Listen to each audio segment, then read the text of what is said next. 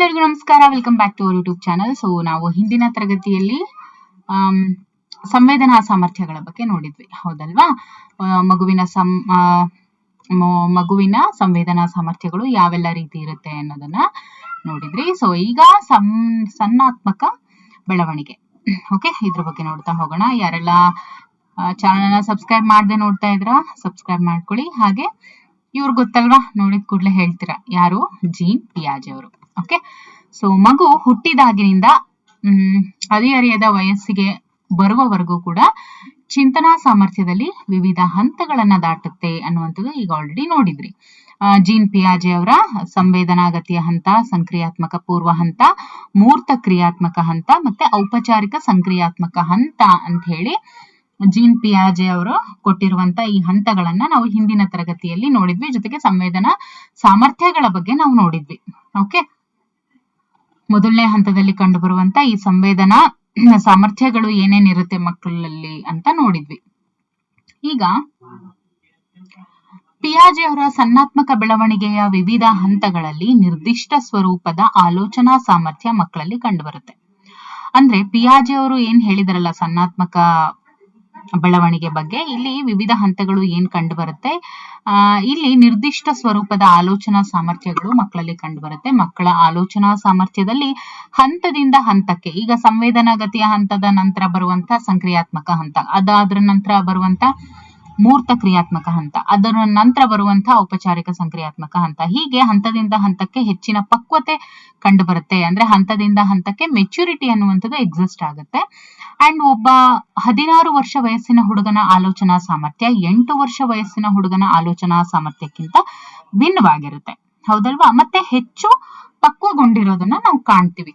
ಮಗುವಿನ ಬೆಳವಣಿಗೆಯ ಪ್ರಾರಂಭದ 2 ವರ್ಷಗಳಲ್ಲಿ ಮಗು ನೋಡುವ, ಆಲಿಸುವ, ಸ್ಪರ್ಶಿಸುವ, ಇಲ್ಲಿ ಮೊದಲ 2 ವರ್ಷ ಅಂದ್ರೇನು, ಸಂವೇದನಾಗತಿಯ ಹಂತದಲ್ಲಿ 0 to 2 years ಅಂತ ನೋಡಿದ್ವಿ, ಹೌದಲ್ವಾ? ಸೊ ಅಲ್ಲಿ ಅದ್ರ ಬಗ್ಗೆ ನಾವು ಇಲ್ಲಿ ಬ್ರೀಫ್ ಆಗಿ ನೋಡ್ತಾ ಇದ್ವಿ. ಓಕೆ, ಮಗುವಿನ ಬೆಳವಣಿಗೆಯ ಪ್ರಾರಂಭದ 2 ವರ್ಷಗಳಲ್ಲಿ ಮಗು ನೋಡುವಂತ ಕೌಶಲ್ಯ, ಆಮೇಲೆ ಆಲಿಸುವಂತ, ಸ್ಪರ್ಶಿಸುವ, ಬಾಯಿಯಲ್ಲಿ ಹಾಕಿಕೊಳ್ಳುವ ಮತ್ತು ಹಿಡಿದುಕೊಳ್ಳುವ ಮೂಲಕ ತನ್ನ ಪ್ರಪಂಚವನ್ನ ಅದು ಆಸ್ವಾದಿಸುತ್ತೆ. ನವಜಾತ ಶಿಶು ವರ್ತಮಾನದಲ್ಲಿ ಬದುಕುತ್ತೆ, ಹೌದಲ್ವಾ? ಅಂದ್ರೆ ಅದ್ರ ಕಣ್ಣಿಗೆ ಕಾಣದೇ ಇರೋದು ಅಸ್ತಿತ್ವದಲ್ಲಿ ಇರಲ್ಲ. ಅದಕ್ಕೇನ್ ಕಾಣುತ್ತೋ ಅದ್ರ ಬಗ್ಗೆ ಮಾತ್ರ ಅದು ಜೀವಿಸ್ತಾ ಇರುತ್ತೆ. ಉದಾಹರಣೆಗೆ ಮಗುವಿನ ಮುಂದಿರುವಂತ ಒಂದು ಆಟದ ಬೊಂಬೆಯನ್ನ ಬಚ್ಚಿಟ್ರೆ ನವಜಾತ ಶಿಶು ಅದನ್ನ ಹುಡುಕೋಕೆ ಆಗಲ್ಲ. ಎಲ್ಲಿ, ಯಾವ ಸ್ಟೇಜ್ ಅಲ್ಲಿ? ಸೆನ್ಸರಿ ಮೋಟಾರ್ 0 to 2 years ಅಲ್ಲಿ. ಇವಾಗ ಕಣ್ಣಿಗೆ ಕಾಣ್ತಾ ಇರುವಂತಹ ಒಂದು ಗೊಂಬೆಯನ್ನ ನಾವು ತಗೊಂಡೋಗಿ ಎತ್ತಿಟ್ರೆ ಮಗು ಅದ್ರ ಬಗ್ಗೆ ಕೇಳಲ್ಲ. ಯಾಕೆ? ಏನೂ ಆಗಿಲ್ಲದಂತೆ ಅದು ವರ್ತಿಸುತ್ತೆ. ಬೊಂಬೆ ಅಸ್ತಿತ್ವದಲ್ಲಿ ಇಲ್ಲ ಎಂಬುದು ಮಗುವಿನ ಅನಿಸಿಕೆ ಆಗಿರುತ್ತೆ. ಯಾರ ಪ್ರಕಾರ? ಜೀನ್ ಪಿಯಾಜೆ ಅವ್ರ ಪ್ರಕಾರ. ಸೊ ಜೀನ್ ಪಿಯಾಜೆ ಅವ್ರ ಪ್ರಕಾರ ಈ ಹಂತದಲ್ಲಿ ಮಗು ತನ್ನ ಸಂವೇದನಾ ಅನುಭವಗಳಿಂದಾಚೆಗೆ ಯೋಚಿಸೋದಕ್ಕೆ ಸಾಧ್ಯ ಇಲ್ಲ. ಅಂದ್ರೆ ಏನು ಕಣ್ಣಿಗೆ ಕಾಣುತ್ತೋ ಅದ್ರ ಬಗ್ಗೆ ಮಾತ್ರ ನೋಡುತ್ತೆ. ಅದು ಇಲ್ಲ ಅಂದ್ರೆ ಮಗು ಅಳೋದಿಲ್ಲ. ಓಕೆ, ಸುಮ್ನಾಗುತ್ತೆ. ಓಕೆ, ಹೋಯ್ತು ಅಲ್ವಾ ಅಂತ ಸುಮ್ನಾಗುತ್ತೆ. ಸೊ ವಸ್ತು ಸ್ಥಿರತೆ ಏನು ಅಂದ್ರೆ, ವಸ್ತು ಕಣ್ಣ ಮುಂದೆ ಇಲ್ಲದೆ ಇದ್ರೂ ಅದು ಇದೆ ಎಂಬ ಅರಿವು ಮಗುವಿಗೆ 8 ತಿಂಗಳು ಆಗುವ ವೇಳೆಗೆ ವಸ್ತು ಸ್ಥಿರತೆಯ ಭಾಗಶಃ ಅನುಭವ ಆಗುತ್ತೆ. ಮಗುವಿನಲ್ಲಿ ವಸ್ತು ಸ್ಥಿರತೆ ಯಾವಾಗ ಉಂಟಾಗುತ್ತೆ ಅಂತ ಹೇಳಿದ್ರೆ, ವಸ್ತು ಕಣ್ಮುಂದೆ ಇಲ್ಲದಿದ್ರೂ ಅದು ಇದೆ ಅನ್ನುವಂತಹ ಅರಿವು ಮಗುವಿಗೆ 8 ತಿಂಗಳು ಆಗೋಷ್ಟ್ರೊಳಗೆ ಆ ವಸ್ತು ಸ್ಥಿರತೆಯ ಭಾಗಶಃ ಅನುಭವ ಆಗುತ್ತೆ. ಇನ್ನು ನವಜಾತ ಶಿಶುಗಳಲ್ಲಿ ಮೌಖಿಕ ಸಂವಹನೆ ಕಂಡು ಬರುತ್ತೆ. ಭಾಷಾ ಬೆಳವಣಿಗೆ ಮಗು ಬಾಯಿಯಲ್ಲಿ ಶಬ್ದಗಳನ್ನ ಹೊರಡಿಸುವ ಮೂಲಕ 3 ರಿಂದ 6 ತಿಂಗಳ ವಯಸ್ಸಿನಲ್ಲಿ ಕಂಡು ಬರುತ್ತೆ. ಓಕೆ, ಈಗ ನೋಡೋಣ ಸೋಷಿಯಲ್ ಅಂಡ್ ಎಮೋಷನಲ್ ಡೆವಲಪ್ಮೆಂಟ್, ಸಾಮಾಜಿಕ ಮತ್ತು ಭಾವನಾತ್ಮಕ ಬೆಳವಣಿಗೆ. ನೋಡ್ತಾ ಇದ್ದೀರಾ ಇಲ್ಲಿ ಯಾವ ತರ ಮಗು ಸೋಷಿಯಲ್ ಆಗಿ ಎಮೋಷನಲ್ ಡೆವಲಪ್ಮೆಂಟ್ ಅನ್ನ ಇಟ್ಕೊಂಡಿದೆ ಅಂತ ನೋಡ್ತಾ ಇದ್ದೀರಾ. ಓಕೆ, ಸೊ ಈಗ ಮಗು ಹುಟ್ಟಿನಿಂದಲೇ ಸಾಮಾಜಿಕ ಜೀವಿ. ಓಕೆ, ಶಿಶು ಗೂಗು, ಬೂಬು ಅನ್ನುವಂತ ಶಬ್ದ ಮಾಡೋದ್ರ ಮೂಲಕ ತಾಯಿ ಮತ್ತು ಇತರೆ ಚಿರಪರಿಚಿತರ ಮುಖಗಳನ್ನ ಗುರುತಿಸುತ್ತೆ. 6 ತಿಂಗಳಿಂದ 8 ತಿಂಗಳ ಆಗೋಷ್ಟ್ರೊಳಗೆ ಮಗು ತನ್ನ ತಾಯಿಯ ಸನಿಹಕ್ಕಾಗಿ ಅದು ಹಾತೊರೆಯುತ್ತೆ. ತಾಯಿಯಿಂದ ದೂರ ಮಾಡಿದಾಗ ಏನಾಗುತ್ತೆ, ಅಥವಾ ಅಪರಿಚಿತ ಮುಖಗಳನ್ನ ಕಂಡಾಗ ಮಗು ಏನ್ ಮಾಡುತ್ತೆ, ಅಳುವ ಮೂಲಕ ಅಸಹನೆಯನ್ನ ವ್ಯಕ್ತಪಡಿಸುತ್ತೆ. ತನ್ನ ಚಿರಪರಿಚಿತರನ್ನ ಮತ್ತೆ ಕೂಡ್ಕೊಂಡಾಗ ಮಗು ತನ್ನ ತೃಪ್ತಿಯನ್ನ ಮುಗುಳ್ನಗೆ ಮೂಲಕ, ಜೊತೆಗೆ ತಬ್ಕೊಳ್ಳೋದ್ರ ಮೂಲಕ ವ್ಯಕ್ತಪಡಿಸುತ್ತೆ. ತಂದೆ ತಾಯಿಯರ ಜೊತೆ ಮಗು ಬೆಳೆಸಿಕೊಳ್ಳುವಂತ ಭಾವನಾತ್ಮಕ ಅನುಬಂಧಕ್ಕೆ ನಾವು ಬಾಂಧವ್ಯ ಅಂತ ಕರಿತೀವಿ. ಏನಂತ ಕರಿತೀವಿ? ಬಾಂಧವ್ಯ ಅಂತ ಕರಿತೀವಿ. Okay, and one more very important point, Harlow ಮತ್ತು ಹರ್ಲೋ. ಯಾರು? ಹರ್ಲೋ ಮತ್ತು ಹರ್ಲೋ ನಡೆಸಿದಂತಹ ಒಂದು ಅಧ್ಯಯನದಲ್ಲಿ ಕೋತಿ ಮರಿಗಳನ್ನ ಅವು ಹುಟ್ಟಿದ 8 ಗಂಟೆಗಳಲ್ಲಿ ತಾಯಿಯಿಂದ ಬೇರ್ಪಡಿಸಿ 6 ತಿಂಗಳ ಕಾಲ ಎರವಲು ತಾಯಿಯರ ಬಳಿ ಬೆಳೆಸಲಾಯಿತು. ಆ ಎರವಲು ತಾಯಿಯರು, ಒಬ್ಬ ತಾಯಿ ತಂತಿಯಿಂದ ಮಾಡಿದಂತ ಕೋತಿ, ಮತ್ತೊಂದು ಎರವಲು ತಾಯಿ ಬಟ್ಟೆಯಿಂದ ಮಾಡಿದ ಕೋತಿ. ಸೊ ತಂತಿ ಕೋತಿ ಮತ್ತು ಬಟ್ಟೆ ಕೋತಿಗಳು ಸಮಾನವಾಗಿ ಮರಿಗಳಿಗೆ ಹಾಲು ನೀಡಿ ಪೋಷಿಸಿದ್ವು. ಆದ್ರೆ ಮರಿಗಳು ತಂತಿ ಕೋತಿಗಿಂತ ಬಟ್ಟೆ ಕೋತಿಗಳ ಬಳಿ ಹೆಚ್ಚು ಆಶ್ರಯವನ್ನ ಪಡೆದವು. ಇದಕ್ಕೆ ಕಾರಣ ಏನು ಅಂದ್ರೆ, ಕೇವಲ ದೈಹಿಕ ಅಗತ್ಯಗಳನ್ನ ಪೂರೈಸಿದ ಮಾತ್ರಕ್ಕೆ ಬಾಂಧವ್ಯ ಬೆಳೆಯುವುದಿಲ್ಲ, ಜೊತೆಗೆ ಸಾಮೀಪ್ಯದಲ್ಲಿ ಸುಖದ ಅನುಭವ ಬೇಕು. ಸೊ ಮರಿಗಳಿಗೆ ತಂತಿ ಕೋತಿಯ ಬಳಿ ಸುಖದ ಅನುಭವ ಸಿಗ್ಲಿಲ್ಲ, ಆದ್ರೆ ಬಟ್ಟೆ ಕೋತಿ ಏನಿತ್ತು, ತನ್ನ ಮೆತ್ತನೆಯ ಗುಣದಿಂದ ಮರಿಗಳಿಗೆ ಸುಖದ ಅನುಭವವನ್ನ ನೀಡ್ತು. ಸೊ ಹಾಗಾಗಿ ಮೆತ್ತನೆಯ ಬಟ್ಟೆ ಕೋತಿಯನ್ನ ಮರಿಗಳು ಹೆಚ್ಚು ಆಶ್ರಯಿಸಿದ್ವು, ಯಾವ ಕೋತಿಗಳು. ಓಕೆ, ಹಾಗೆಯೇ ಮಕ್ಕಳು ತಮಗೆ ಇಷ್ಟವಾದಂತ ಬೊಂಬೆ ಅಥವಾ ಮೆತ್ತನೆಯ ಹೊದಿಕೆಗೆ ಅತಿಯಾದ ಬಾಂಧವ್ಯವನ್ನ ತೋರಿಸೋದನ್ನ ಕೂಡ ನಾವು ಕಾಣ್ತೀವಿ. ಮಕ್ಕಳಿಗೆ ಗೊತ್ತು ಏನು, ಬೊಂಬೆ ಅಥವಾ ಮೆತ್ತನೆಯ ಹೊದಿಕೆ ಅವರ ತಾಯಿ ಅಲ್ಲ ಅಂತ, ಆದ್ರೂ ಅವು ಮಗುವಿಗೆ ಸುಖದ ಅನುಭವವನ್ನ ನೀಡೋದ್ರಿಂದ ಮಕ್ಕಳು ಅವಕ್ಕೆ ಜಾಸ್ತಿ ಅಂಟ್ಕೊಂಡಿರ್ತವೆ. ಇನ್ನು ಮಗು ಬೆಳೀತಾ ಹೋದಂತೆ ತನ್ನದ ಅರಿವು ಹೆಚ್ಚಾದಂತೆ ತಾನು ಅತಿಯಾಗಿ ಪ್ರೀತಿಸ್ತಾ ಇದ್ದಂತ ಗೊಂಬೆ ಮತ್ತೆ ಇತರ ವಸ್ತುಗಳನ್ನು ಕೂಡ ಮಗು ಏನ್ ಮಾಡ್ತಾ ಹೋಗುತ್ತೆ, ತ್ಯಜಿಸ್ತಾ ಹೋಗುತ್ತೆ. ನೋಡಿ, ಕೋತಿ ಮರಿಗಳಂತೆ ಕೂಡ ಮಾನವ ಕೂಡ ಏನು, ಒಂದು ಮಗು ಅಂದ್ರೆ ಹುಟ್ಟುತ್ತಾ ಒಂದು ಮಗು ಆಗಿರ್ತಾನೆ. ಆತ ಕೂಡ ತನ್ನ ಅವಶ್ಯಕತೆಗಳನ್ನ ಪೂರೈಸುವ, ಲಾಲನೆ ಪಾಲನೆ ಮಾಡುವ ತಾಯಿ ಅಥವಾ ಇತರರ ಜೊತೆ ಪ್ರೀತಿಯ ಸಂಕೇತಗಳನ್ನ ವ್ಯಕ್ತಪಡಿಸುತ್ತೆ. ಇನ್ನು ಎರಿಕ್ಸನ್ ರವರ ಪ್ರಕಾರ ನೋಡಿ, ಇದ್ರ ಬಗ್ಗೆ ಹೇಳ್ತಾರೆ ಯಾರು, ಸೋಷಿಯಲ್ ಅಂಡ್ ಎಮೋಷನಲ್ ಡೆವಲಪ್ಮೆಂಟ್ ಗೆ ರಿಲೇಟೆಡ್ ಆಗಿ ಎರಿಕ್ಸನ್ ರವರು. ಓಕೆ, ಇವ್ರೇನ್ ಹೇಳ್ತಾರೆ, ಇವರ ಪ್ರಕಾರ ಮೊದಲ ವರ್ಷದ ಬೆಳವಣಿಗೆ ಬಾಂಧವ್ಯ ವೃದ್ಧಿಯಲ್ಲಿ ಪ್ರಮುಖ ಪಾತ್ರ ವಹಿಸುತ್ತೆ. ಮೊದಲ ವರ್ಷದ ಬೆಳವಣಿಗೆ ಅಂದ್ರೆ ಮಗು ಹುಟ್ಟಿದಂತ 1 ವರ್ಷ ಏನ್ ಬೆಳೆಯುತ್ತಲ್ಲ, ಅಲ್ಲಿ ಬಾಂಧವ್ಯ ವೃದ್ಧಿ ಆಗುತ್ತೆ. ಬಾಂಧವ್ಯ ವೃದ್ಧಿ ಮಾಡೋದು ಏನಿದೆಯಲ್ಲ, ಇದು ಪ್ರಮುಖ ಪಾತ್ರ ವಹಿಸುತ್ತೆ. ಇದು ನಂಬಿಕೆ ಅಥವಾ ಅಪನಂಬಿಕೆ ಹಂತವನ್ನ ಪ್ರತಿನಿಧಿಸುತ್ತೆ. ಓಕೆ, ಇಲ್ಲಿ ನಾವೇನ್ ನೋಡ್ತಾ ಹೋಗ್ತೀವಿ ಅಂತ ಹೇಳಿದ್ರೆ, ಎರಿಕ್ಸನ್ ರವ್ರದ್ದು ಈಗ ಆಲ್ರೆಡಿ ಗೊತ್ತಿರುತ್ತೆ, ಸೈಕಾಲಜಿಯಲ್ಲಿ ಎರಿಕ್ಸನ್ ರವ್ರದ್ದು ಓದಿರ್ತೀರಲ್ವಾ, ಟ್ರಸ್ಟ್ ಮಿಸ್ಟ್ರಸ್ಟ್ ಅಂತ ಏನ್ ಹೇಳಿದಾರಲ್ವಾ, ಅದೇ ಇಲ್ಲಿ ಹೇಳ್ತಾ ಹೋಗಿರೋದು. ಎರಿಕ್ಸನ್ ರವರ ಪ್ರಕಾರ ಮಗುವಿನ ಮೊದಲ ವರ್ಷದ ಬೆಳವಣಿಗೆ ಬಾಂಧವ್ಯ ವೃದ್ಧಿಯಲ್ಲಿ ಪ್ರಮುಖ ಪಾತ್ರ ವಹಿಸುತ್ತೆ. ಅದನ್ನ ಅವ್ರು ಏನಂತ ಕರೀತಾರೆ, ನಂಬಿಕೆ ಮತ್ತು ಅಪನಂಬಿಕೆ ಹಂತವನ್ನ ಪ್ರತಿನಿಧಿಸುತ್ತೆ. ಅಂದ್ರೆ ಈ ಹಂತದಲ್ಲಿ ದೊರೆಯುವಂತಹ ದೈಹಿಕ ಹಾಗೂ ಮಾನಸಿಕ ಸುಖಾನುಭವವು ಮಗುವಿಗೆ ತನ್ನ ಪ್ರಪಂಚದ ಬಗ್ಗೆ ಸಕಾರಾತ್ಮಕ ಭಾವನೆ ಬೆಳೆಸಿಕೊಳ್ಳುವಂತೆ ಮಾಡುತ್ತೆ. ಮಗುವಿನಲ್ಲಿ ನಂಬಿಕೆಯ ಭಾವನೆ ಮೂಡಬೇಕು ಅಂದ್ರೆ ತಂದೆ ತಾಯಿಯರು ತುಂಬಾ ಜವಾಬ್ದಾರಿಯುತವಾದ ಮತ್ತು ಅತಿ ಎಚ್ಚರಿಕೆಯ ಲಾಲನೆ ಪೋಷಣೆ ಮಾಡಬೇಕು.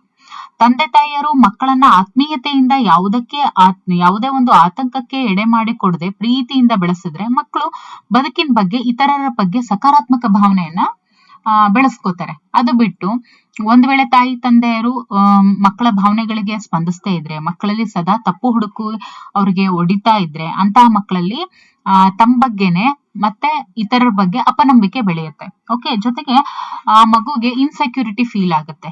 ಸೊ ಇದನ್ನೇ ಎರಿಕ್ಸನ್ ರವರು ಟ್ರಸ್ಟ್ ಮತ್ತೆ ಮಿಸ್ಟ್ರಸ್ಟ್, ನಂಬಿಕೆ ಅಪನಂಬಿಕೆ ಬಗ್ಗೆ ಹೇಳ್ತಾ ಹೋಗಿದ್ದಾರೆ. ಆದ್ರೆ ಪ್ರೀತಿಯ ವಾತಾವರಣದಲ್ಲಿ ಬೆಳೆದಂತ ಮಕ್ಕಳು ಸಕಾರಾತ್ಮಕವಾಗಿ ಯೋಚಿಸ್ತಾರೆ, ಅವರಲ್ಲಿ ಆತ್ಮವಿಶ್ವಾಸ ಹೆಚ್ಚು ಇರುತ್ತೆ. ಮಕ್ಕಳ ಉತ್ತಮ ಶಾರೀರಿಕ ಮತ್ತು ಮಾನಸಿಕ ಆರೋಗ್ಯಕ್ಕೆ ಕುಟುಂಬದ ಆರೋಗ್ಯಕರ ವಾತಾವರಣ ಪ್ರಮುಖ ಕಾರಣ ಆಗುತ್ತೆ. ಓಕೆ, ಅಂಡ್ ಬಾಲ್ಯದ ಬಗ್ಗೆ ನಾವು ಇವಾಗ ನೋಡ್ತಾ ಹೋಗೋಣ. ನೋಡಿ, ಶೈಶಾವಸ್ಥೆಗೆ ಹೋಲಿಸಿದ್ರೆ ಬಾಲ್ಯದಲ್ಲಿ ಬೆಳವಣಿಗೆ ನಿಧಾನಗತಿಯಲ್ಲಿ ಸಾಧ್ಯತೆ. ಓಕೆ, ಶೈಶಾವಸ್ಥೆ ಅಂತ ಹೇಳಿದಾಗ ಅಲ್ಲಿ ರ್ಯಾಪಿಡ್ ಗ್ರೋತ್ ಅನ್ನ ನಾವು ನೋಡ್ತೀವಿ. ಓಕೆ, ಬಾಲ್ಯ ಅನ್ನುವಂಥದ್ದು ಇದು ಸ್ವಲ್ಪ ನಿಧಾನಗತಿಯಲ್ಲಿ ಸಾಗ್ತಾ ಹೋಗುತ್ತೆ. ಬಾಲ್ಯದಲ್ಲಿ ದೈಹಿಕ ಬೆಳವಣಿಗೆ ಜಾಸ್ತಿ ಆಗುತ್ತೆ, ತೂಕ ಹೆಚ್ಚುತ್ತೆ, ನಡೆಯೋದಕ್ಕೆ, ಓಡೋದಕ್ಕೆ, ನೆಗೆಯೋದಕ್ಕೆ, ಆಟಗಳನ್ನ ಆಡೋದಕ್ಕೆ ಪ್ರಾರಂಭ ಆಗುತ್ತೆ. ಜೊತೆಗೆ ಸಾಮಾಜಿಕವಾಗಿ ಮಗು ತನ್ನ ಮನೆ ಪರಿಸರ ಬಿಟ್ಟು ನೆರೆಹೊರೆ ಜೊತೆಗೆ ಶಾಲೆಗೆ ಕಾಲಿಡುತ್ತೆ. ಜೀವನದಲ್ಲಿ ಒಳ್ಳೇದ್ಯಾವುದು ಕೆಟ್ಟದ್ ಯಾವುದು ಅನ್ನುವಂತಹ ತೀರ್ಮಾನಿಸುವ ನೈತಿಕತೆ ಮಕ್ಕಳಲ್ಲಿ ಬೆಳೀತಾ ಹೋಗುತ್ತೆ. ಸ್ವತಂತ್ರವಾಗಿ ಕಾರ್ಯನಿರ್ವಹಿಸುವ ಜೀವನದಲ್ಲಿ ಗುರಿಯೊಂದನ್ನ ಇಟ್ಕೊಂಡು ಅದನ್ನ ಸಾಧಿಸುವಂತಹ ದಿಕ್ಕಿನಲ್ಲಿ ಸಾಗ್ತಾ ಹೋಗುತ್ತೆ. ಜೊತೆಗೆ ಹಿರಿಯರ ನಿರೀಕ್ಷೆಗಳನ್ನ ಈಡೇರಿಸೋದು ಮುಂತಾದ ಗುಣಗಳನ್ನ ನಾವು ಕಾಣ್ತೀವಿ. ಜೊತೆಗೆ ಮೆದುಳಿನ ಬೆಳವಣಿಗೆ ಜೊತೆಗೆ ತನ್ನ ಸುತ್ತಲಿನ ಪ್ರಪಂಚವನ್ನ ಅರ್ಥ ಮಾಡ್ಕೊಳ್ಳೋದಕ್ಕೆ ವಿಪುಲ ಅವಕಾಶಗಳು ಮಕ್ಕಳಿಗೆ ದೊರೀತವೆ. ಇದೆಲ್ಲದರಿಂದ ಬಾಲ್ಯದಲ್ಲಿ ಸನ್ನಾತ್ಮಕ ಬೆಳವಣಿಗೆ ವೃದ್ಧಿ ಆಗುತ್ತೆ. ಸೊ ಇದೆಲ್ಲಾನು ಕೂಡ ಸನ್ನಾತ್ಮಕ ಬೆಳವಣಿಗೆಯಲ್ಲಿ ಬಹಳ ಪ್ರಮುಖ ಪಾತ್ರವನ್ನ ವಹಿಸುತ್ತೆ. ಈಗ ಬಾಲ್ಯ ಆಯ್ತು. ಈಗ ದೈಹಿಕ ಬೆಳವಣಿಗೆ ನೋಡಿ, ದೈಹಿಕ ಬೆಳವಣಿಗೆ ಅಂತ ಬಂದಾಗ ಆರಂಭದ ದೈಹಿಕ ಬೆಳವಣಿಗೆ 2 ತತ್ವಗಳನ್ನ ಆಧರಿಸಿದೆ. ಓಕೆ, 2 ತತ್ವ ಇದು ನೋಡಿ. ದೈಹಿಕ ಬೆಳವಣಿಗೆ 2 ತತ್ವವನ್ನ ಆಧರಿಸಿದೆ. ಯಾವುದು? ಒಂದು ಸಿಫಾಲೋಕಾರ್ಡಲ್, ಇನ್ನೊಂದು ಪ್ರಾಕ್ಸಿಮೋ ಡಿಸ್ಟಲ್ ಅಂತ ಹೇಳ್ತಾರೆ. ಬೆಳವಣಿಗೆ ತಲೆಯಿಂದ ಕಾಲಿನೆಡೆಗೆ, ಬೆಳವಣಿಗೆ ತಲೆಯಿಂದ ಕಾಲಿನೆಡೆಗೆ, ಈ ತರನ ನೋಡಿ. ಇವಾಗ ಮಕ್ಕಳು ಮೊದಲು ದೇಹದ ಮೇಲ್ಭಾಗದ ನಿಯಂತ್ರಣವನ್ನ ಸಾಧಿಸೋದು ಅಂದ್ರೇನು? ಈಗ ಹುಟ್ಟುವಂತ ಮಗು ಶಿರ ನಿಂತಿದನ, ಮಗುನ ಎತ್ಕೋಬೇಕಾದ್ರೆ ಶಿರ ನಿಂತಿದ್ಯಾ ಅಂತ ಕೇಳ್ತಾರೆ. ಓಕೆ, ಮಗುಗೆ ಏನಾದ್ರು 2 months ಆಯ್ತು, 1.5 ತಿಂಗಳಿತ್ತು ಅಂತ ಹೇಳಿದ್ರೆ ಎತ್ಕೋಬೇಕಾದ್ರೆ ಇನ್ನು ಶಿರ ನಿಂತಿಲ್ಲ, ಚೆನ್ನಾಗಿ ಎತ್ಕೊಳ್ಳಿ ಅಂತೆಲ್ಲ ಹೇಳ್ತಾರೆ, ಹೌದಲ್ವಾ? ಅಂದ್ರೆ ಮಕ್ಕಳು ಮೊದಲು ದೇಹದ ಮೇಲ್ಭಾಗದ ನಿಯಂತ್ರಣವನ್ನ ಸಾಧಿಸ್ತಾರೆ, ಅಂದ್ರೆ ಅದು ಆಗುತ್ತೆ ಫಸ್ಟ್. ನಂತರ ದೇಹದ ಕೆಳಭಾಗದ ಮೇಲೆ ನಿಯಂತ್ರಣವನ್ನ ಹೊಂದುತ್ತಾರೆ. ಸೊ ಶೈಶವಾವಸ್ಥೆಯಲ್ಲಿ ಮಗುವಿನ ತಲೆ ದೇಹದ ಇತರ ಭಾಗಗಳಿಗಿಂತ ದೊಡ್ಡದಾಗಿರುತ್ತೆ. ಹಾಗೆ ಮಕ್ಕಳು ಮೊದಲು ತೆವಳ್ತಾರೆ, ಅಂದ್ರೆ ಆಗ ಕೈಗಳನ್ನ ಆಧಾರವಾಗಿ ಇಟ್ಕೊಂಡು ತೆವಳೋದಕ್ಕೆ ಸ್ಟಾರ್ಟ್ ಮಾಡ್ತಾರೆ. ಯಾಕೆ ಅಂದ್ರೆ ಕೈಗಳು ಕಾಲಿಗಿಂತ ಮೊದಲು ಬಲಿಷ್ಠವಾಗಿರ್ತವೆ. ಓಕೆ, ಆಮೇಲೆ ಮಕ್ಕಳು ನಿಧಾನವಾಗಿ ನಿಲ್ಲೋದನ್ನ ಕಲಿತಾರೆ, ಜೊತೆಗೆ ನಡೆಯೋದನ್ನ ಕಲಿತಾರೆ. ಓಕೆ, ಮಕ್ಕಳ ಬೆಳವಣಿಗೆ ದೇಹದ ಮಧ್ಯಭಾಗದಿಂದ ಶರೀರದ ಅಂಚಿನ ಕಡೆಗೆ ಸಾಗೋದನ್ನ ನಾವು ಪ್ರಾಕ್ಸಿಮೋ ಡಿಸ್ಟಲ್ ಅಂತ ಹೇಳ್ತಾರೆ. ಪ್ರಾಕ್ಸಿಮೋ ಡಿಸ್ಟಲ್ ಅಂದ್ರೆ ಏನೋ? ಪ್ರಾಕ್ಸಿಮೋ ಡಿಸ್ಟಲ್ ಅಂದ್ರೆ ಬೆಳವಣಿಗೆ ದೇಹದ ಮಧ್ಯಭಾಗದಿಂದ ಬೆಳವಣಿಗೆ ದೇಹದ ಮಧ್ಯಭಾಗದಿಂದ ಶರೀರದ ಅಂಚಿನ ಕಡೆಗೆ ಸಾಗುವಂತದನ್ನ ಪ್ರಾಕ್ಸಿಮೋ ಡಿಸ್ಟಲ್ ಅಂದ್ರೆ ಮಕ್ಕಳು ಮೊದಲು ದೇಹದ ಮುಂಡ ಭಾಗದ ಮೇಲೆ ನಿಯಂತ್ರಣವನ್ನ ಸಾಧಿಸ್ತಾರೆ. ಕ್ರಮೇಣ ದೇಹದ ತುದಿ ಅಂಚಿನ ಅಂಗಾಂಗಗಳ ಮೇಲೆ ನಿಯಂತ್ರಣವನ್ನ ಸಾಧಿಸ್ತಾರೆ. ಅಂದ್ರೆ ಶಿಶುಗಳು ಪ್ರಾರಂಭದಲ್ಲಿ ವಸ್ತುಗಳನ್ನ ಹಿಡಿಯೋದಕ್ಕೆ ಪೂರ್ಣ ದೇಹವನ್ನ ತಿರುಗಿಸ್ತವೆ, ಹೌದಲ್ವಾ? ನೋಡು ಪಾಪು, ಅಲ್ಲಿ ಗೊಂಬೆ ಇದೆ ಅಂತ ಅಂದ್ರೆ ಫುಲ್ಲು ಏನ್ ಮಾಡುತ್ತೆ? ಪಾಪು ಪೂರ್ತಿ ಬಾಡಿಯನ್ನ ಏನ್ ಮಾಡುತ್ತೆ? ತಿರುಗಿಸುತ್ತೆ. ಕ್ರಮೇಣ ಕೈ ಚಾಚಿ ಆ ವಸ್ತುಗಳನ್ನ ಹಿಡಿಯೋದನ್ನ ಕಲಿತವೆ. ಇಂತಹ ಬದಲಾವಣೆಗೆ ನರಮಂಡಲದ ಬೆಳವಣಿಗೆ ಕಾರಣ ಆಗಿದೆ. ಸೊ ಯಾರೆಲ್ಲ ಈ ವಿಡಿಯೋಸ್ ಅನ್ನ ಕಂಟಿನ್ಯೂಸ್ ನೋಡ್ತಾ ಇದ್ರೆ ಅವರಿಗೆ ಈಗ ನರಮಂಡಲ, ಓಕೆ, ನಾವು 3rd ಚಾಪ್ಟರ್ ಅಲ್ಲಿ ಅದನ್ನೆಲ್ಲ ನೋಡಿದ್ವಿ, ಯಾವ ರೀತಿ ಅದು ಮಾನವನ ಬೆಳವಣಿಗೆಗೆ ಅದು ಕಾರಣ ಆಗುತ್ತೆ ಅಂತ ಹೇಳಿ. ಯಾಕೆ ನಾವು ಅಲ್ಲೆಲ್ಲ ನರಮಂಡಲದ ಬಗ್ಗೆ ಓದಿದ್ವಿ ಅನ್ನೋದು ಗೊತ್ತಿರುತ್ತೆ. ಓಕೆ, ಸೊ ಮಕ್ಕಳು ಬೆಳೆದಂತೆ ಸಣ್ಣಗೆ ಕಾಣ್ತಾರೆ, ಯಾಕೆಂದ್ರೆ ಆಗ ದೇಹದ ಮುಂಡ ಭಾಗ ಉದ್ದಗೊಳ್ಳುತ್ತೆ. ಓಕೆ, ಮತ್ತು ಶರೀರದ ಕೊಬ್ಬಿನ ಅಂಶ ಕಡಿಮೆ ಆಗುತ್ತೆ. ದೇಹದ ಇತರ ಭಾಗಗಳಿಗಿಂತ ತಲೆ ಮತ್ತು ಮೆದುಳು ವೇಗವಾಗಿ ಬೆಳವಣಿಗೆಯನ್ನ ಹೊಂದುತ್ತವೆ. ಮೆದುಳಿನ ವಿಕಾಸ ಅತಿ ಮುಖ್ಯವಾಗಿರುತ್ತೆ ಈ ಹಂತದಲ್ಲಿ, ಏಕೆಂದ್ರೆ ವಿವಿಧ ಸಾಮರ್ಥ್ಯಗಳಾಗಿರುವಂತಹ ಕಣ್ಣು, ಕೈಗಳ ಹೊಂದಾಣಿಕೆಗೆ, ಲೇಖನಿ ಹಿಡಿದು ಬರೆಯುವುದು ಮುಂತಾದವು ಮೆದುಳಿನ ಪಕ್ವತೆಯನ್ನ ಅವಲಂಬಿಸಿರುತ್ತೆ. ಇನ್ನು ಬಾಲ್ಯಾವಸ್ಥೆಯ ಮಧ್ಯ ಹಾಗೂ ಅಂತ್ಯ ಭಾಗದಲ್ಲಿ ಮಕ್ಕಳು ಎತ್ತರ ಮತ್ತು ಗಾತ್ರದಲ್ಲಿ ಶೀಘ್ರ ಬೆಳವಣಿಗೆಯನ್ನ ತೋರ್ತಾರೆ ಬಾಲ್ಯಾವಸ್ಥೆಯಲ್ಲಿ. ಓಕೆ, ಇದಕ್ಕೆ ದೇಹದ ಅಸ್ಥಿಪಂಜರದ ಬೆಳವಣಿಗೆ ಮತ್ತು ಸ್ನಾಯುಗಳ ವಿಕಾಸನೆ ಕಾರಣ ಆಗಿರುತ್ತೆ. ಇದಕ್ಕೆ ಮುಖ್ಯ ಕಾರಣ ಏನಾಗಿರುತ್ತೆ? ದೇಹದ ಅಸ್ಥಿಪಂಜರದ ಬೆಳವಣಿಗೆ ಮತ್ತು ಸ್ನಾಯುಗಳ ವಿಕಾಸ ಕಾರಣ ಆಗಿರುತ್ತೆ. ಓಕೆ, ಶೀಘ್ರ ಬೆಳವಣಿಗೆಗೆ. ಇನ್ನು ಈಗ ಬರೋಣ ಗತಿ ವಿಕಾಸ ಅಂದ್ರೇನು? ಚಲನ ವಿಕಾಸ ಅಂತ ಹೇಳ್ತಾರೆ. ಬಾಲ್ಯದಲ್ಲಿ ಕಂಡುಬರುವಂತಹ ಗತಿ ವಿಕಾಸ ಅಂದ್ರೆ ಕೈ ಕಾಲುಗಳ ಸೂಕ್ತ ಬಳಕೆ, ಆತ್ಮವಿಶ್ವಾಸದಿಂದ ಓಡಾಡೋದು, ಪರಿಸರದ ಜೊತೆ ಉದ್ದೇಶಪೂರ್ವಕವಾಗಿ ವರ್ತನೆ, ಓಕೆ, ಬೆರಳುಗಳ ಸೂಕ್ತ ಬಳಕೆ, ಕಣ್ಣು ಕೈಗಳ ಸಮನ್ವಯತೆ ಬಾಲ್ಯದಲ್ಲಿ ಸಾಕಷ್ಟು ಸುಧಾರಿಸುತ್ತೆ. ಈ ಅವಧಿಯಲ್ಲಿಯೇ ಎಡಗೈ ಬಳಕೆ ಮತ್ತು ಅಥವಾ ಬಲಗೈ ಬಳಕೆಯ ಪ್ರಾಮುಖ್ಯತೆ ಮಕ್ಕಳಲ್ಲಿ ಕಂಡುಬರುತ್ತೆ. ಬಾಲ್ಯದಲ್ಲಿ ಕಂಡುಬರುವಂತಹ ಪ್ರಮುಖ ಚಲನಾ ಕೌಶಲ್ಯಗಳು ಕೆಳಗೆ ಪಟ್ಟಿ ಮಾಡಿದ್ದಾರೆ. ಕೈನೆಸ್ಥೆಟಿಕ್ ಡೆವಲಪ್ಮೆಂಟ್ ಅಥವಾ ಕೈನೆಸ್ಥೆಟಿಕ್ ಸ್ಕಿಲ್ಸ್ ಅಂತ ಕೂಡ ಹೇಳ್ತಾರೆ. ಓಕೆ, ನೋಡಿ, ಚಲನಾ ಕೌಶಲ್ಯಗಳು ವಯಸ್ಸು 3 ವರ್ಷಗಳಲ್ಲಿ ಸ್ಥೂಲ ಚಲನ ಕೌಶಲ್ಯಗಳು ಅಂದ್ರೆ ಕುಪ್ಪಳಿಸುವುದು, ನೆಗೆಯುವುದು, ಓಡುವುದು ಇವೆಲ್ಲ 3 ವರ್ಷದಲ್ಲಿ ಕಂಡು ಬರುತ್ತೆ. ಇನ್ನು ಪ್ರಮುಖ ಚಲನಾ ಕೌಶಲ್ಯಗಳು ಬ್ಲಾಕ್ಸ್ ಗಳ ನಿರ್ಮಾಣ ಮಾಡೋದು, ಆಮೇಲೆ ತೋರು ಬೆರಳು ಮತ್ತು ಹೆಬ್ಬೆರಳಿನ ಸಹಾಯದಿಂದ ವಸ್ತುಗಳನ್ನ ಎತ್ಕೊಳ್ಳೋದು. 4 ವರ್ಷ ಇಲ್ಲಿ ಪ್ರತಿ ಮೆಟ್ಟಲಿಗೆ ಒಂದು ಹೆಜ್ಜೆ ಅಂತ ಹತ್ತುತ್ತಾರೆ ಮಕ್ಕಳು. ಓಕೆ, 4 ವರ್ಷಕ್ಕೆ ಪ್ರತಿ ಮೆಟ್ಲಿಗೂ ಒಂದು ಹೆಜ್ಜೆ ಇಟ್ಕೊಂತ ಹತ್ತೋದು ಇಳಿಯೋದು ಮಾಡ್ತಾರೆ. ಜಿಗ್ಜಾಗ್ ಮೋಡಿಯನ್ನ ನಿಖರವಾಗಿ ಜೋಡಿಸುವುದು. 5 ವರ್ಷ, ಓಕೆ, 5 ವರ್ಷದಲ್ಲಿ ಜೋರಾಗಿ ಓಡೋದು, ರೇಸ್ ನೋಡಿ ಆನಂದಿಸೋದು, ಇದನ್ನೆಲ್ಲ ಮಾಡ್ತಾರೆ ಮಕ್ಕಳು 5 ವರ್ಷಕ್ಕೆ ಬಂದಾಗ. ಇನ್ನು ಕೈ, ತೋಳು ಮತ್ತು ಶರೀರಗಳು ಕಣ್ಣಿನ ಜೊತೆ ಸಮನ್ವಯ ಹೊಂದಿಸೋದು, ಇದನ್ನೆಲ್ಲಾನು ಮಾಡುವಂಥದ್ದು. ಓಕೆ, ಪ್ರಮುಖ ಚಲನಾ ಕೌಶಲಗಳು ಅಂತ ಬಂದಾಗ. ಓಕೆ, ಇನ್ನು ಬಾಲ್ಯದಲ್ಲಿ ಸಂಜ್ಞಾತ್ಮಕ ಬೆಳವಣಿಗೆ. ಬಾಲ್ಯದಲ್ಲಿ ಯಾವ ರೀತಿ ಸಂಜ್ಞಾತ್ಮಕ ಬೆಳವಣಿಗೆ ನೋಡ್ತೀವಿ ಅನ್ನೋದಾದ್ರೆ, ಬಾಲ್ಯದಲ್ಲಿ ವಸ್ತು ಸ್ಥಿರತೆ ಅಂದ್ರೇನು, ಆಬ್ಜೆಕ್ಟ್ ಪರ್ಮನೆನ್ಸ್ ಅಂದ್ರೇನು, ಕಣ್ಣಿಗೆ ಕಾಣುವಂಥದ್ದು. ಅವಾಗ್ಲೇ ಏನ್ ನೋಡಿದ್ವಿ, ವಸ್ತು ಸ್ಥಿರತೆ ಇದೆ ಅಂತಾನೆ ಮಗು ಭಾವಿಸುತ್ತೆ. ಓಕೆ, ಸೊ ಪರಿಕಲ್ಪನೆ ಬೆಳವಣಿಗೆ ಆಗುತ್ತೆ ಬಾಲ್ಯದಲ್ಲಿ. ಇದರಿಂದ ಮಗು ವಸ್ತುಗಳನ್ನ ಮಾನಸಿಕ ಸಂಕೇತಗಳ ಮೂಲಕ ಪ್ರತಿನಿಧಿಸ್ತಾ ಹೋಗುತ್ತೆ. ಆದ್ರೆ ಮಾನಸಿಕವಾಗಿ ಮಾಡಿರುತ್ತಲ್ವಾ, ಈಗ ಮನ್ಸಲ್ಲಿ ಏನ್ ಅನ್ಕೊಂಡಿರುತ್ತೆ ಅದು ದೈಹಿಕವಾಗಿ ಮಾಡುವಂತ ಸಾಮರ್ಥ್ಯ ಮಗುವಿಗೆ ಬೆಳವಣಿಗೆ ಆಗಿರೋದಿಲ್ಲ. ಈಗ ಪಿಯಾಜೆ ಅವರ ಸಿದ್ಧಾಂತದ ಪ್ರಕಾರ ಏನಾಗುತ್ತೆ, ಬಾಲ್ಯದ ಆರಂಭದಲ್ಲಿ ಸಂಕ್ರಿಯಾತ್ಮಕ ಪೂರ್ವ ಆಲೋಚನೆ ಮೇಲೆ ಸನ್ನಾತ್ಮಕ ಬೆಳವಣಿಗೆ ಕೇಂದ್ರೀಕೃತವಾಗಿರುತ್ತೆ. ಈಗ ಭೌತಿಕವಾಗಿ ಇಲ್ಲದ ವಸ್ತುವನ್ನ ಮಾನಸಿಕವಾಗಿ ಪ್ರತಿನಿಧಿಸುವ ಸಾಮರ್ಥ್ಯ ಮಗು ಕಂಡುಕೊಳ್ತಾ ಹೋಗುತ್ತೆ. ಸ್ಟೆಪ್ ಬೈ ಸ್ಟೆಪ್ ಮೆಚುರಿಟಿವನ್ನ ಹೊಂದ್ತಾ ಹೋಗುತ್ತೆ. ಮಕ್ಕಳು ಗಿಡ, ಮರ, ನಾಯಿ, ಮನೆ, ಮನುಷ್ಯ ಇತ್ಯಾದಿ ಚಿತ್ರಗಳನ್ನ ಬಿಡಿಸೋದನ್ನ ನಾವೆಲ್ಲರೂ ನೋಡಿರ್ತೀವಿ. ಈ ಸಾಂಕೇತಿಕ ಆಲೋಚನಾ ಸಾಮರ್ಥ್ಯ ಮಕ್ಕಳ ಮಾನಸಿಕ ಪ್ರಪಂಚವನ್ನ ವಿಸ್ತರಿಸ್ತಾ ಹೋಗುತ್ತೆ. ಸಾಂಕೇತಿಕ ಆಲೋಚನಾ ಸಾಮರ್ಥ್ಯ ಅಧಿಕಗೊಳ್ಳುತ್ತಾ ಸಾಗುತ್ತೆ. ಸೊ ಸಂಕ್ರಿಯಾತ್ಮಕ ಪೂರ್ವ ಆಲೋಚನೆಯ ಪ್ರಮುಖ ಲಕ್ಷಣ ಏನು? ಸಂಕ್ರಿಯಾತ್ಮಕ ಪೂರ್ವ ಹಂತದ ಪ್ರಮುಖ ಲಕ್ಷಣ ಅಂದ್ರೆ ಸ್ವಕೇಂದ್ರೀಕೃತ ಆಲೋಚನೆ. ಸ್ವಕೇಂದ್ರೀಕೃತ ಆಲೋಚನೆ ಅಂದ್ರೇನು, ಮಕ್ಕಳು ಪ್ರಪಂಚವನ್ನ ತಮ್ಮದೇ ದೃಷ್ಟಿಯಲ್ಲಿ ನೋಡ್ತಾರಲ್ವಾ, ಅದನ್ನೇ ಸ್ವಕೇಂದ್ರೀಕೃತ ಆಲೋಚನೆ ಅಂತ ಹೇಳ್ತಾರೆ. ಅಂದ್ರೆ ಅವರು ಇನ್ನೊಬ್ಬರ ಒಂದು ಒಪಿನಿಯನ್ ಅನ್ನ ಒಪ್ಪೋದಿಲ್ಲ. ಈ ಒಂದು ಸ್ವಕೇಂದ್ರಿತ ಆಲೋಚನೆಯ ಪರಿಣಾಮವಾಗಿ ಮಕ್ಕಳು ಜೀವರಹಿತ ವಸ್ತುಗಳಿಗೂ ಕೂಡ ಜೀವವನ್ನ ತುಂಬುತ್ತಾರೆ. ಯಾವ ತರ? ಕಾರ್ಟೂನ್ ಚಿತ್ರಗಳನ್ನ ಮಕ್ಕಳು ಜೀವಂತ ಬೊಂಬೆಗಳು ಅಂತ ಹೇಳಿ ಭಾವಿಸ್ತಾರೆ. ಜಾರಿ ಬಿದ್ದ ಮಗು ನೆಲ ನನ್ನನ್ನ ಬೀಳಿಸ್ತು ಅಂತ ಹೇಳಿ ಅನ್ನುತ್ತೆ, ಹೌದಲ್ವಾ? ಜಾರಿ ಬಿದ್ದ ಮಗು ನೆಲ ನನ್ನನ್ನ ಬೀಳಿಸ್ತು ಅಂತ ಹೇಳ್ತಾರೆ. ನೋಡಿ, ಇದೆಲ್ಲ ಅನುಭವ ನೋಡೇ ಇರ್ತೀರಲ್ವಾ, ಯಾರೆಲ್ಲ ಮನೇಲಿ ಮಕ್ಳು ಇರ್ತಾರಲ್ವಾ, ನೋಡಿರ್ತೀವಿ. ಓ, ಇದು ಹೊಡಿತು ನನ್ನ ಅಂತ ಮಗು ಹೇಳುತ್ತೆ, ಹೌದಲ್ವಾ? ಜಾರಿ ಬಿದ್ದ ಮಗು ಅಥವಾ ಏನೋ ಆಡ್ಕೊಳ್ತಾ ಏನೋ ಪೆಟ್ಟಾಯ್ತು ಅಂದ್ರೆ ಇದೇ ಗೋಡೆನೆ ನನಗೆ ಪೆಟ್ ಮಾಡಿದ್ದು, ಓಕೆ, ಇದೇ ನನ್ನನ್ನ ತಗಲ್ಸಿದ್ದು ಅಂತೆಲ್ಲ ಹೇಳುತ್ತೆ. ಸೊ ತಾನು ತಪ್ಪು ಹೆಜ್ಜೆ ಇಟ್ಟು ಜಾರಿ ಬಿದ್ದೆ ಅಂತ ಹೇಳಿ ಹೇಳೋದಿಲ್ಲ. ಮಕ್ಕಳು ಬೆಳೆದಂತೆ ಸುಮಾರು 4 ರಿಂದ 7 ವರ್ಷ ವಯಸ್ಸಿನ ಅವಧಿಯಲ್ಲಿ ಅನೇಕ ಪ್ರಶ್ನೆಗಳನ್ನ ಕೇಳ್ತಾ ಹೋಗ್ತಾರೆ. ಅವುಗಳಿಗೆ ಉತ್ತರವನ್ನ ಬಯಸ್ತಾರೆ. ಉದಾಹರಣೆ, ಆಕಾಶ ನೀಲಿ ಯಾಕಿದೆ, ಮರಗಳು ಯಾಕೆ ಬೆಳೆಯುತ್ತೆ, ಹೀಗೆ ಪ್ರಶ್ನೆಗಳನ್ನ ಕೇಳ್ತಾ ಹೋಗ್ತಾರೆ. ಇದರಿಂದ ಮಕ್ಕಳಿಗೆ ವಸ್ತುಗಳು ಯಾಕೆ ಹೀಗಿದೆ ಅನ್ನೋದು ತಿಳಿಯುತ್ತೆ. ಪಿಯಾಜೆ ಇದನ್ನ ಅಂತರ್ಜ್ಞಾನ ಆಲೋಚನೆ ಅಂತ ಹೇಳಿ ಕರೆದಿದ್ದಾರೆ. ಸೊ ಇದನ್ನ ಪಿಯಾಜೆ ಅವ್ರೇನಂತ ಹೇಳಿದರೆ ಅಂತರ್ಜ್ಞಾನ ಆಲೋಚನೆ ಅಂತ ಕರೆದಿದ್ದಾರೆ. ಈ ಹಂತದ ಮತ್ತೊಂದು ಲಕ್ಷಣ ಅಂತ ಹೇಳಿದ್ರೆ ಕೇಂದ್ರೀಕೃತ ಪ್ರವೃತ್ತಿ ಅಂತ ಹೇಳಿದ್ದಾರೆ. ಅಂದ್ರೆ ಒಂದು ಘಟನೆಯನ್ನ ಅರ್ಥ ಮಾಡ್ಕೊಳ್ಬೇಕು ಅಂದ್ರೆ ಆ ಘಟನೆಯ ಒಂದೇ ಅಂಶದ ಮೇಲೆ ಗಮನವನ್ನ ಕೇಂದ್ರೀಕರಿಸೋದು. ಯಾವ ತರ?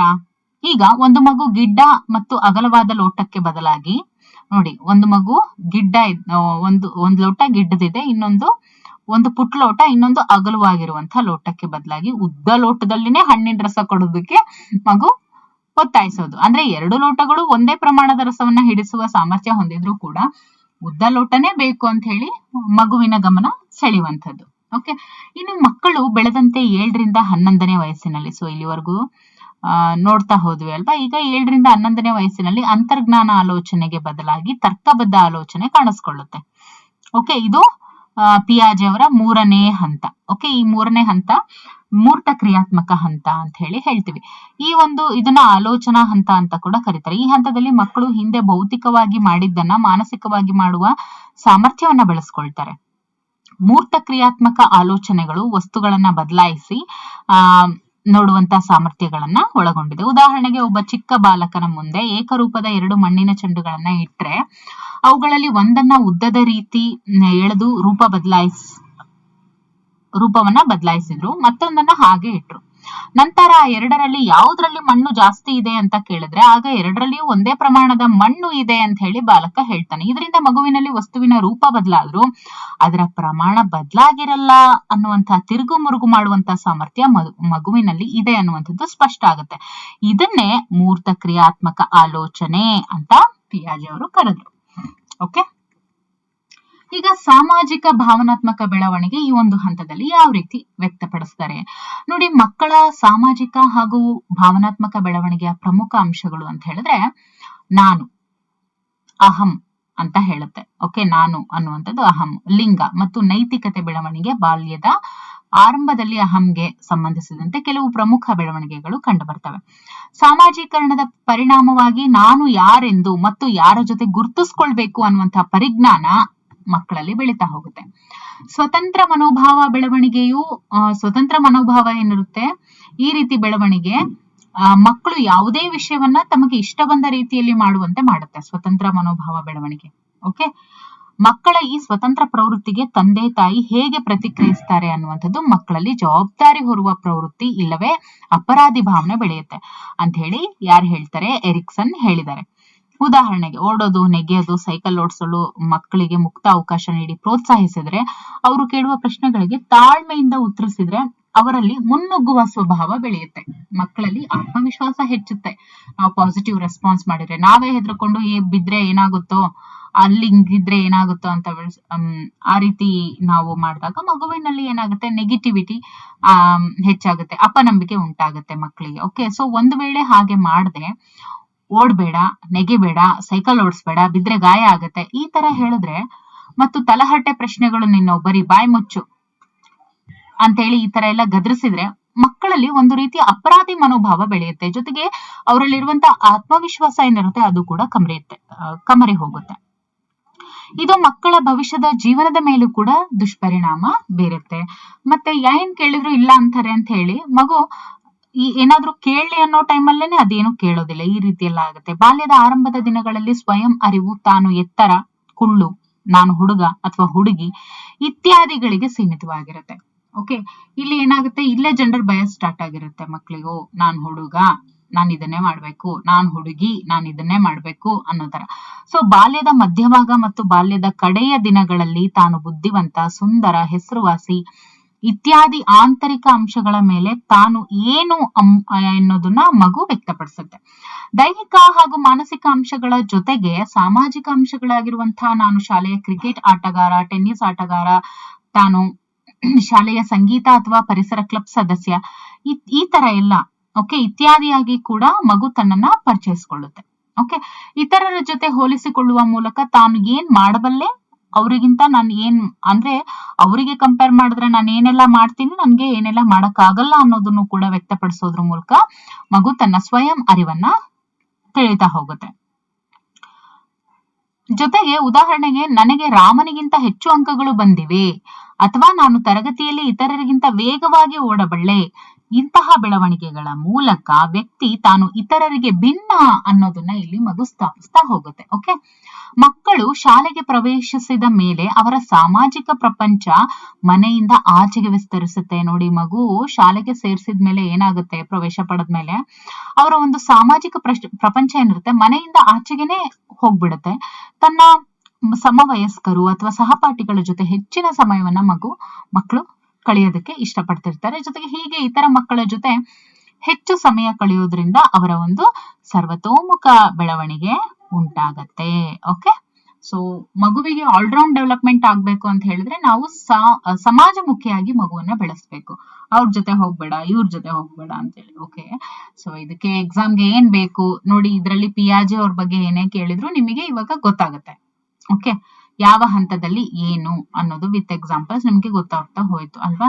ಸೊ ನೈತಿಕ ಬೆಳವಣಿಗೆ ಇದನ್ನ ಕೋಲ್ಬರ್ಗ್ ರವರು ಹೇಳಿದರೆ. ಸೊ ಮುಂದಿನ ಒಂದು ತರಗತಿಯಲ್ಲಿ ಇದನ್ನ ನೋಡ್ತಾ ಹೋಗೋಣ. ಓಕೆ,